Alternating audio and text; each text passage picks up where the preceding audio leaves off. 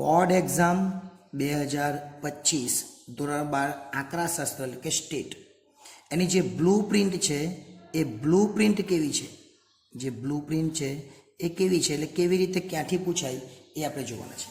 તો સૌપ્રથમ વિભાગ એફની વાત કરીએ તો વિભાગ એફની અંદર ટોટલ 6 પ્રશ્નો પૂછાય અને 6 માંથી આપણે કેટલા લખવાના? 4. 6 પૂછાય, 6 માંથી 4 લખવાના અને 1ના 5 માર્ક્સ. 1ના માર્ક્સ કેટલા? 5. એટલે આ વિભાગ એ 20 માર્ક્સનો છે. કેટલા માર્ક્સનો છે? 20 માર્ક્સ. એટલે 20 માર્ક્સનો વિભાગ છે એટલે ખાસ અગત્યનો કહેવાય, કારણ કે 6 માંથી લખવાના કેટલા? 4 છે.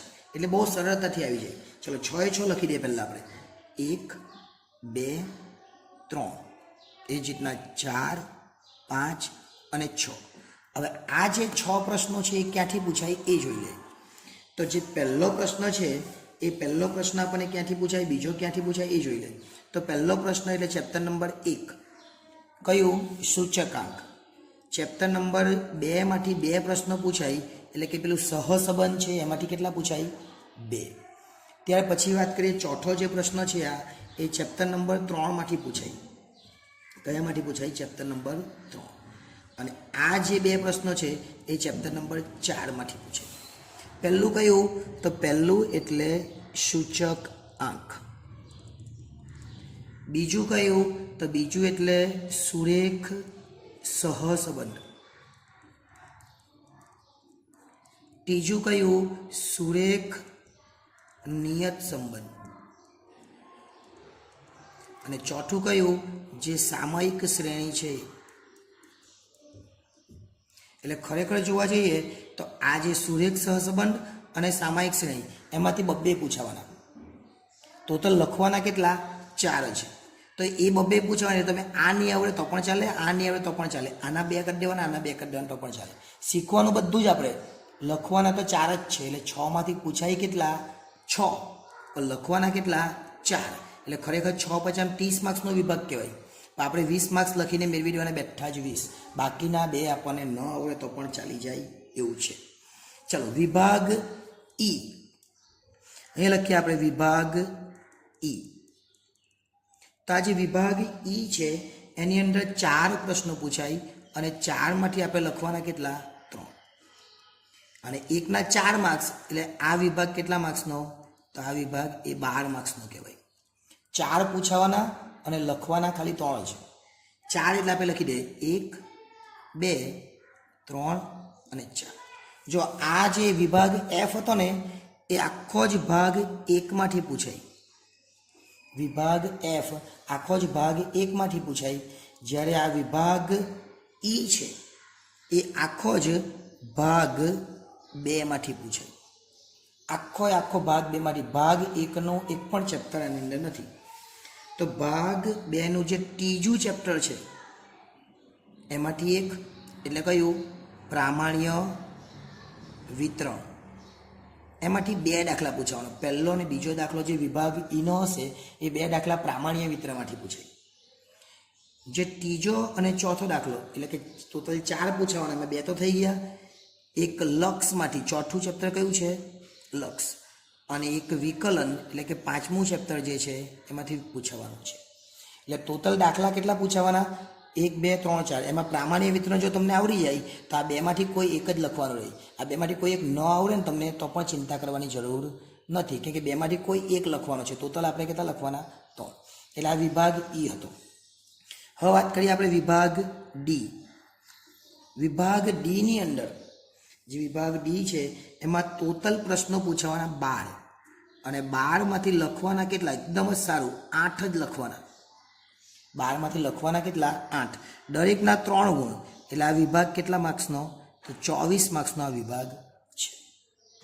ટોટલ 12 પૂછાવાના એટલે આપણે 12 પહેલાં લખી દઈએ. 1 2 3 4 5 6 7 8 9 10 11 અને 12. ટોટલ પ્રશ્નો કેટલા પૂછાવાના? 12. હવે આ 12 પ્રશ્નો ક્યાંથી પૂછાવાના એ જોઈએ. તો ડીની અંદર જે પહેલા 2 પ્રશ્નો છે એ ચેપ્ટર નંબર 1 માંથી. બીજો આ જે પ્રશ્નો છે ચેપ્ટર નંબર 2 માંથી. ચેપ્ટર નંબર 3માંથી 2 પ્રશ્નો પૂછાય, ચેપ્ટર નંબર 4માંથી એક જ પ્રશ્ન પૂછાય. આટલી જે વાત હતી એ કઈ હતી? ભાગ 1ની. એટલે ભાગ 1માંથી આ જે ચેપ્ટર છે, પહેલા ચેપ્ટરમાંથી 2, બીજા ચેપ્ટરમાંથી 1, ત્રીજામાંથી 2 અને ચોથામાંથી 1. બરાબર? એટલે ત્રીજું જે ચેપ્ટર છે એમાંથી 2 અને જે પહેલું ચેપ્ટર છે એમાંથી 2. આ ભાગ 1. હવે 7મો પ્રશ્ન ક્યાંથી પૂછાય એ. તો ભાગ 1 છે એ તો થઈ ગયું. હવે આ છે ભાગ 2. ભાગ 2નું પહેલું જ ચેપ્ટર સંભાવના, એમાંથી 3 દાખલા. ભાગ 2નું પહેલું જ ચેપ્ટર કયું છે? સંભાવના, એમાંથી 3 દાખલા. ભાગ 2નું બીજું ચેપ્ટર, એમાંથી 2 દાખલા, એ બી સંભાવનાવાળું જ છે. અને ભાગ 2નું ચોથું ચેપ્ટર એટલે કે લક્ષ, એમાંથી 1 દાખલો. ત્રીજું અને જે 5મું ચેપ્ટર છે એમાંથી પૂછાતું નથી આની અંદર. એટલે ભાગ 2નું પહેલું ચેપ્ટર તમારે કરી લેવાનું અને બીજું ચેપ્ટર કરી લેવાનું, એટલે 4 દાખલા થઈ જાય. આ 3 છે એટલે 5 દાખલા થઈ જાય. પહેલા ચેપ્ટરમાંથી 3, બીજામાંથી 2 ને લક્ષમાંથી 1. એટલે પહેલું સંભાવના છે. સંભાવના બહુ અગત્યનું ચેપ્ટર છે, એમાંથી 3 દાખલા પૂછાવાના છે, એટલે ખાસ અગત્યનો ચેપ્ટર ગણાય. હવે વાત કરીએ વિભાગ સીની. તો જે વિભાગ સી છે આપણો સેક્શન ડી, એમાં ટોટલ 9 દાખલા પૂછાવાના અને 9માંથી આપણે લખવાના કેટલા? તો 9માંથી આપણે લખવાના 7. જો આ કેટલું ઇઝી, 12માંથી 8, 4 ઓપ્શનમાં કરાય અને આ 9માંથી 7 એટલે 2 ઓપ્શન છે. તો બી ઓપ્શન તો છે એટલે બહુ વાંધો નહીં. એટલે આ વિભાગ 2 માર્ક્સનો 1 દાખલો એટલે 14 માર્ક્સનો રહેશે. આ વિભાગ કેટલા ગુણનો છે? 14 ગુણનો છે. ચલો પહેલાં તો 9 લખી કાઢીએ આપણે. 9 એટલે 1, 2, 3, 4, 5, 6, 7, 8 અને 9. આ 9 આપણે લખી કાઢ્યા. હવે આ 9 પ્રશ્નો ક્યાંથી પૂછાવાના એ લખી કાઢીએ, એટલે એ પણ સમજી લઈએ.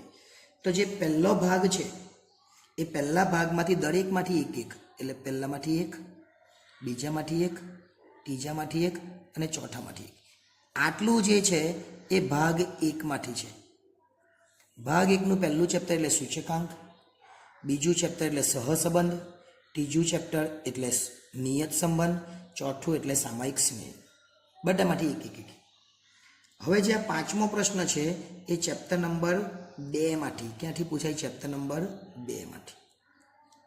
એટલે આ ટોટલ પ્રશ્નો કેટલા છે આપણા? ટોટલ પ્રશ્નો આપણને પૂછાવાના છે. પહેલું, બીજું, ત્રીજું, ચોથું થઈ ગયું. અને ત્યાર પછી જે પહેલું ચેપ્ટર છે એમાંથી પણ 1 પૂછાય. પહેલું એટલે સંભાવના, સંભાવનામાંથી 1 અને બાકીનું પેલું સંભાવના વિતરણ છે એમાંથી 1. એટલે 5મોમાં બીજા, પહેલામાંથી 1, બીજામાંથી 1, ત્રીજામાંથી નહીં પૂછાય, ચોથામાંથી 2. ચોથું એટલે કયું? લક્ષ, લક્ષમાંથી 2 અને 5મામાંથી 1 એટલે કે વિકલન. આ અસતત સંભાવના વિતરણ છે. એટલે ભાગ 2ની વાત કરીએ તો ભાગ 2માંથી ત્રીજા ચેપ્ટરમાંથી નહીં પૂછાય. પહેલામાંથી 1, બીજામાંથી 1, ચોથામાંથી 2 અને 5મામાંથી 1. ટોટલ કેટલા લખવાના? 7. 7 લખે એટલે આપણે 14 ગુણ આવી છે.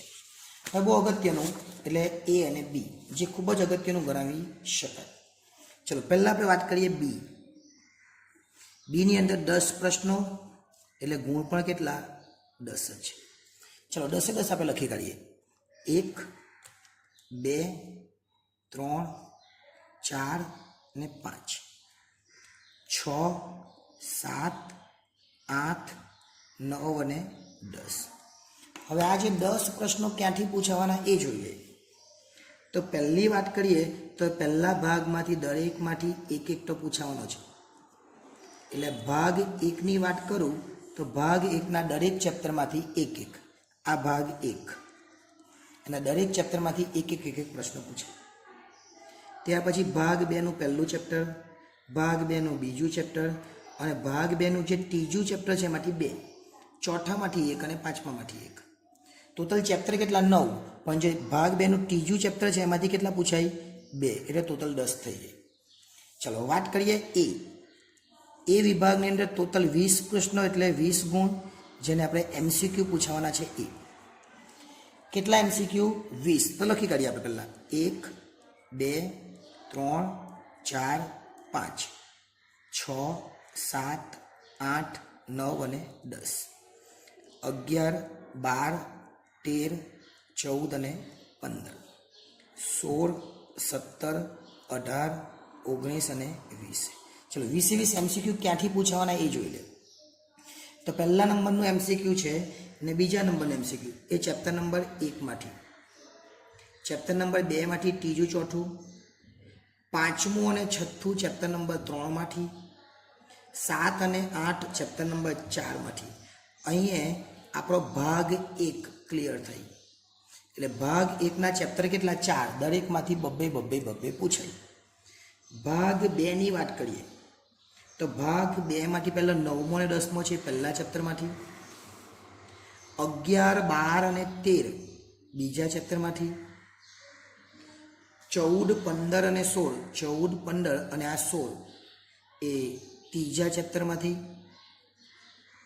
ત્યાર પછી 17 અને 18 ચોથા ચેપ્ટરમાંથી, 19 અને 20 એ પાંચમા ચેપ્ટરમાંથી. હવે તમે જોઈ શકો દરેકમાંથી કેટલા છે? 2 જ છે.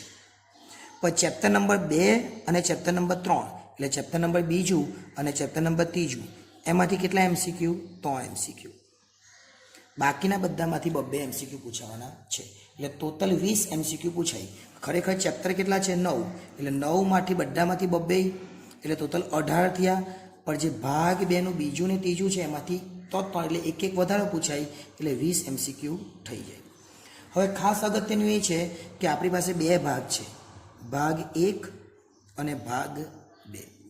ભાગ 1 ની અંદર 1 2 3 અને 4 જ ચેપ્ટર છે. ભાગ 2 ની અંદર 1 2 3 4 અને 5 ચેપ્ટર છે. અગત્યનું છે એટલે ધ્યાન આપજો. ચલો ભાગ 1 જે છે એ ભાગ 1 ની અંદર શું પૂછવાનું, ક્યાંથી પૂછવાનું એ જોઈ લે. તો ભાગ 1નું જે પહેલું સૂચકાંક છે એમાંથી 16 માર્ક્સનું પૂછાય. ત્યાર પછી જે બીજું ચેપ્ટર છે સહસંબંધ એમાંથી 18 માર્ક્સનું પૂછાય. નિયત સંબંધમાંથી 16 માર્ક્સનું અને સામાયિક શ્રેણી છે એમાંથી 18 માર્ક્સનું. એટલે આ ભાગ 1 આપણા માટે કેટલા માર્ક્સનો? તો 68 માર્ક્સનો છે. ભાગ 1 કેટલા માર્ક્સનો છે? 68 માર્ક્સનો છે. એ જ રીતના ભાગ 2 ની અંદર 5 ચેપ્ટર છે. ભાગ 2 ની અંદર ચેપ્ટર કેટલા છે? 5. હવે આ 5 ચેપ્ટર છે એમાંથી શું પૂછવાનું એ જોઈ લે. તો પહેલું જે ચેપ્ટર છે એમાંથી 14 માર્ક્સનું, બીજા ચેપ્ટરમાંથી 12 માર્ક્સનું, ત્રીજા ચેપ્ટરમાંથી 13 માર્ક્સનું, ચોથા ચેપ્ટરમાંથી 14 માર્ક્સનું અને પાંચમા ચેપ્ટરમાંથી 9 માર્ક્સનું. એમ ટોટલ જોવા જઈએ તો ભાગ 2 માંથી 62. પણ તમારે તો આટલું કરી દે ને ખાલી ભાગ 1, તમે ભાગ 2 જોવો નહીં, ભાગ 1 કરી દેવો તો બી આમાંથી 33 તો તમારે આવી જ જાય ને. અને આમાં તો કેટલા MCQ ને એવું પણ છે. તો ભાગ 1 કરે તો પણ તમારે 33, આમાંથી બી MCQ પૂછવાના ને. અને આમાંથી જ MCQ વધારે છે. મેક્સિમમ MCQ આમાંથી છે. કેટલામાંથી? આટલામાંથી 12 MCQ છે. કેટલા MCQ છે? 12. તો આ ભાગ 1 68નો અને આ 12 એટલે 80 માર્ક્સનો તો એ જ થઈ ગયું. હવે ખરેખર જોવા જઈએ ભાગ 1 68, ભાગ 2 62 એટલે ટોટલ 130 માર્ક્સનું પેપર. કેટલા માર્ક્સનું પેપર? 130 માર્ક્સનું પેપર. લખવાનું 100 માર્ક્સનું એમાંથી પૂછાય 130નું, લખવાનું 100નું અને લાવવાના કેટલા? 33. એટલે ખૂબ જ ઇઝી છે, એકદમ સરળ છે. 2025ની અંદર જો તમારે પાસ થવું હોય તો આ બ્લુપ્રિન્ટ પ્રમાણે તૈયારી કરજો. અને આ બ્લુપ્રિન્ટ પ્રમાણે જો તમે તૈયારી કરો તો તમને કોઈ પણ જાતની મુશ્કેલી થાય નહીં. વિડીયો ગમ્યો હોય તો હવે લાઇક કરી દેજો, ચેનલને સબસ્ક્રાઈબ ન કરી તો કરી લેજો, કારણ કે સંપૂર્ણ સિલેબસ આપણે મૂકી દીધો છે અને ફરીથી જે નવા દિવસો છે એમાં નવા વિડીયો પર આપણે મૂકતા રહીશું. આભાર.